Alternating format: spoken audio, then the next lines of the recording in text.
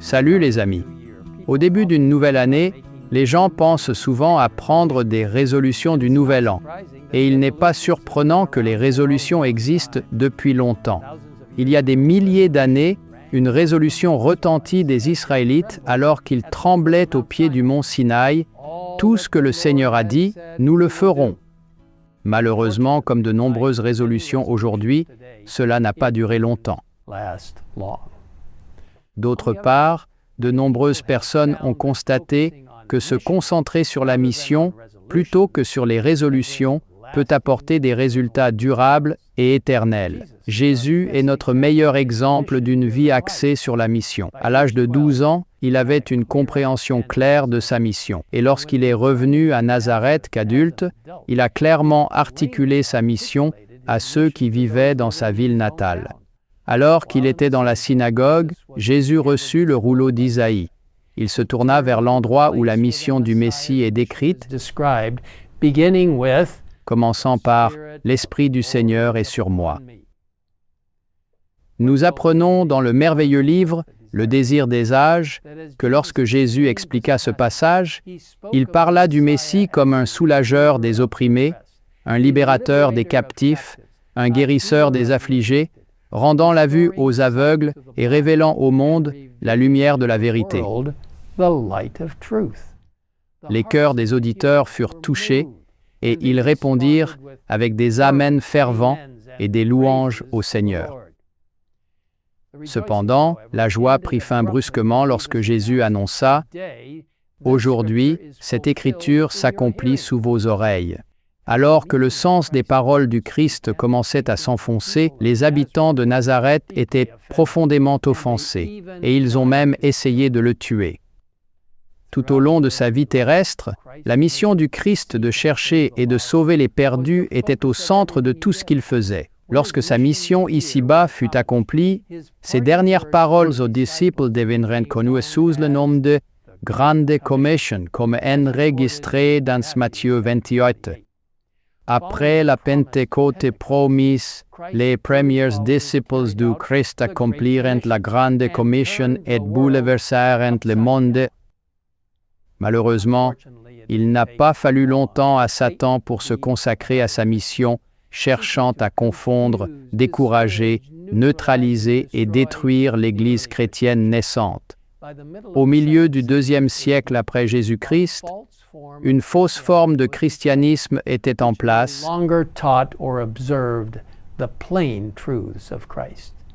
qui n'enseignait ni n'observait plus les vérités simples de Christ. Les fidèles de Dieu, comme prédit dans l'Apocalypse 12:6, ont dû s'enfuir dans le désert pendant ces sages sombres, beaucoup ont été martyrisés pour leur foi lorsqu'ils défendaient fermement la vérité biblique. Vers la fin de cette période, des réformateurs tels que John Wycliffe, Huss et Jérôme, Luther, Zwingli, Tyndale ont commencé à attirer l'attention sur les vérités bibliques qui avaient déformé ou caché au fil des siècles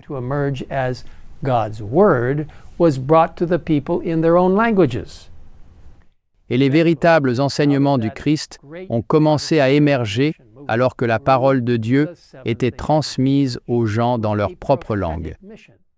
Finalement, de ce grand mouvement de réforme protestante est née l'Église adventiste du 7e jour avec une mission prophétique. Cette mission poursuit la réforme en ramenant les gens au véritable culte de Dieu, en se concentrant sur Christ et sa vérité trouvée dans la Bible et la Bible seule. Les adventistes du 7e jour ont depuis longtemps compris que leur caractère même et leur mission unique découlent des prophéties trouvées notamment dans les livres de Daniel et de l'Apocalypse, et plus précisément dans les 3 messages des anges du chapitre 14 de l'Apocalypse. Une compréhension théologique conduira à une approche correcte de la mission. La théologie et la mission adventiste du 7e jour sont indissociables. Notre mission centrée sur le Christ est motivée par notre message centré sur le Christ. Nier le message spécial que Dieu nous a donné et prétendre que nous ne sommes pas si différents des autres chrétiens est l'un des moyens les plus rapides et les plus efficaces de neutraliser la mission de l'Église adventiste du septième jour. Aujourd'hui, à travers le monde, plus de 2 milliards de personnes s'identifient comme chrétiennes. De plus, environ 41 000 dénominations et organisations chrétiennes ont été identifiées à travers le monde. Bien sûr, ces chrétiens aiment Jésus et apprécient son sacrifice sur la croix, tout comme nous, adventistes du septième jour. Alors, qu'est-ce qui nous différencie? Beaucoup de personnes posent sincèrement cette question et nous devrions être prêts à y répondre. La plupart des adventistes du septième jour de première génération vous diront qu'ils ont choisi de devenir adventistes parce qu'ils ont trouvé la vérité. Jésus lui-même connaît les aspirations du cœur humain et une grande partie de sa mission terrestre consistait à guérir et à enseigner. Un autre mot pour enseignement est doctrine, et au cœur de chacune de nos 28 croyances fondamentales ou doctrines se trouve Jésus-Christ. Les Juifs se demandaient comment Jésus pouvait être si instruit, et il leur répondit « Ma doctrine n'est pas la mienne, mais celle de celui qui m'a envoyé. Si quelqu'un veut faire sa volonté, il saura si cette doctrine vient de Dieu ou si je parle de ma propre autorité. » Dans sa lettre à Timothée, Paul instruit le jeune ministre d'être nourri des paroles de la foi et de la bonne doctrine que tu as soigneusement suivies, et de prêter attention à la lecture, à l'exhortation, à la doctrine. Ensuite, il admoneste Timothée de « Prends garde à toi-même et à la doctrine.